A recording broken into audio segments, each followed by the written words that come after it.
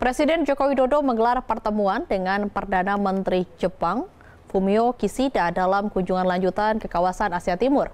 Keduanya menyepakati sejumlah kerjasama di bidang ekonomi.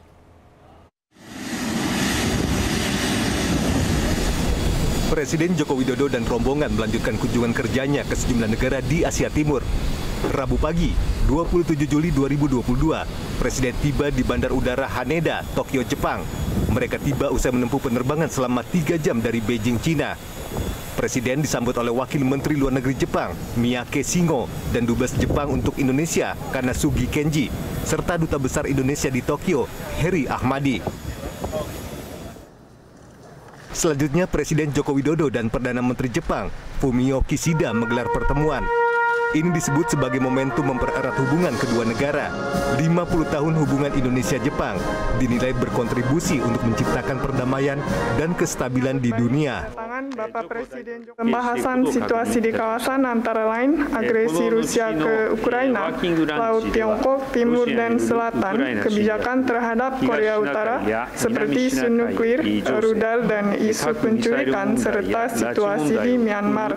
Pembahasan kerjasama internasional antara lain pelucutan senjata dan non-proliferasi nuklir, serta peningkatan fungsi PBB. Kami akan menjadikan kunjungan Presiden Joko Widodo kali ini sebagai momentum untuk lebih lanjut mempererat hubungan Jepang dan Indonesia. Sementara Presiden Jokowi meminta dukungan Perdana Menteri Jepang, Fumio Kishida, untuk mempercepat penyelesaian proyek strategis di Indonesia, salah satunya MRT Jakarta. Beberapa proyek strategis yang saya sampaikan agar dipercepat penyelesaiannya antara lain そして戦略的なインドネシアの事業としましては次の通りでございます。MRT Jakarta untuk North dan South-nya, kemudian fase kedua, dan juga East-West untuk fase yang pertama. Sebelumnya pada 26 Juli, Presiden Joko Widodo memulai perjalanan kerjanya di Asia Timur dengan kunjungan ke Republik Rakyat Cina dan bertemu dengan Presiden Xi Jinping dan Perdana Menteri Li Keqiang. Kedua kepala negara menyepakati sejumlah poin dalam bidang ekonomi.